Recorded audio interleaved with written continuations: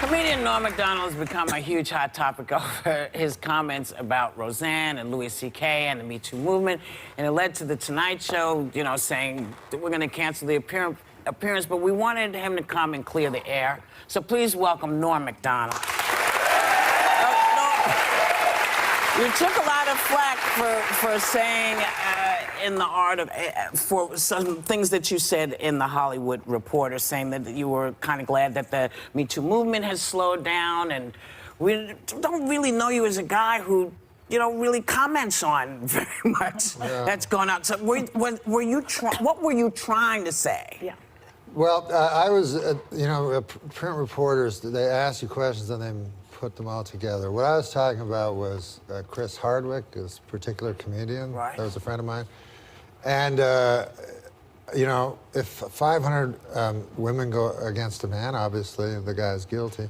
But then the Chris Hardwick one, it was one woman against one man. Mm-hmm. Right. You know? So I was saying that I thought it was good that the pendulum was swung, and Chris Hardwick has been as rehabilitated as he's going to get. He still tells me he can't walk down the street without people yelling stuff at him. Mm-hmm. Yeah. But that's all I was trying to say. Okay. Well, you know, you do raise valid questions about, like, due process and, you know, verification of what went on. I think that we would agree with that, you know, that you have to back it up somewhat.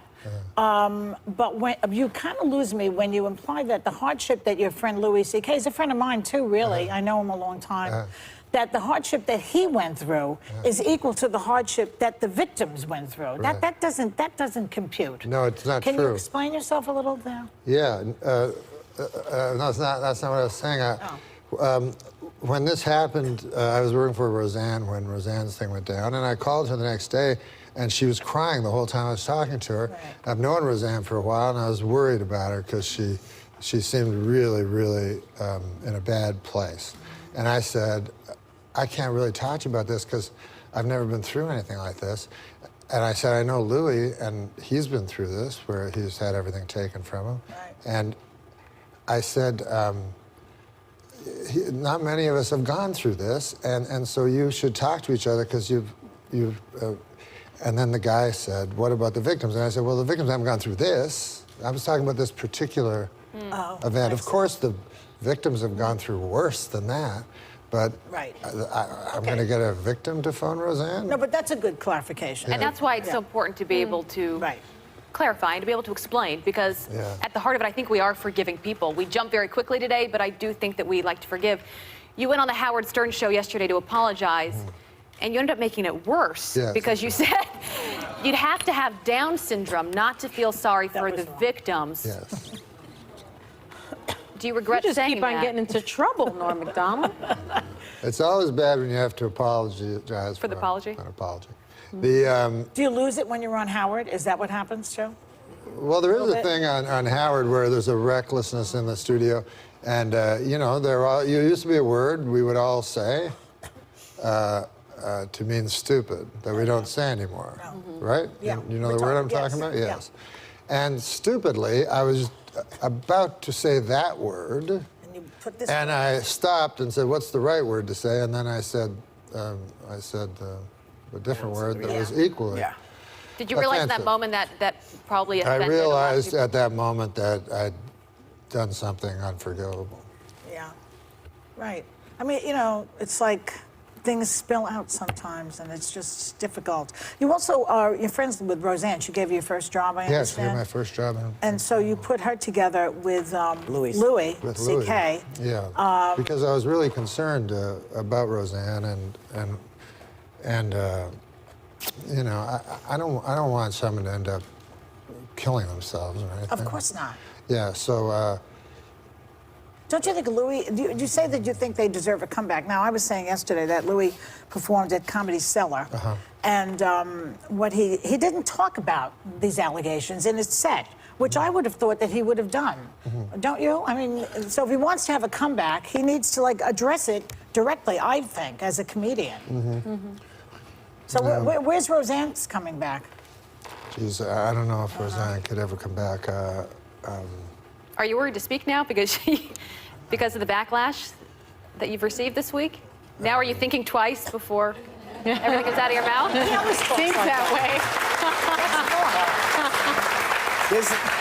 This is how he's a slow talker. He's a talks like that. But I think just in general, we all have to think very carefully about the words that come out of our mouth, because you risk offending somebody or a number of people. Right, well, Joy's often said that PC, political correctness, is killing comedy. It is killing comedy. Do you agree with that? Extent. Yes, Even I in agree the clubs with that. where it's a small group. Yeah. Well, You know, as long as there's a video. often people will come and say, you know, some guy said a joke and you're asked to defend it, and the joke is always horrible. Like, it's the worst joke you've ever heard. Yeah. And you're in this position where you have to defend a terrible joke on free speech, you know. But I always, like, reporters always ask you, like, what's offensive? Is anything over the line? And I personally think almost everything is over the line. They like you to be edgy, and then when you are, you get hurt for it. Right. But you know, comedians. But I will say Which, the remark I made about people with Down syndrome was just a Insensitive. terrible, Yeah. terrible, and terrible stupid. thing for me to say. We agree. Well, all of this is happening, Yeah. you know, and we also, you know, we've all stepped in it as comics. Yeah. We all have stepped in it as comics. And as lawyers And and as journalists. maybe, but not quite the same way. Not quite the same. But let me But- ask you. go ahead. Sorry, Webb. You know, your appearance on Jimmy Fallon was canceled. And he said that his staffers were actually crying about the comments that you made. Were you surprised at that reaction? Weren't Have they you been crying surprised that you were there? They were crying that he was there. that you were even there? Have you been surprised by this reaction? Yeah. Really? Well, yeah, I have been surprised because, you know, I never did anything. I mean, I spoke, but I mean, I don't want to be tossed in with people that actually did, Right. not crimes, but sins, or, you know, I barely have consensual sex.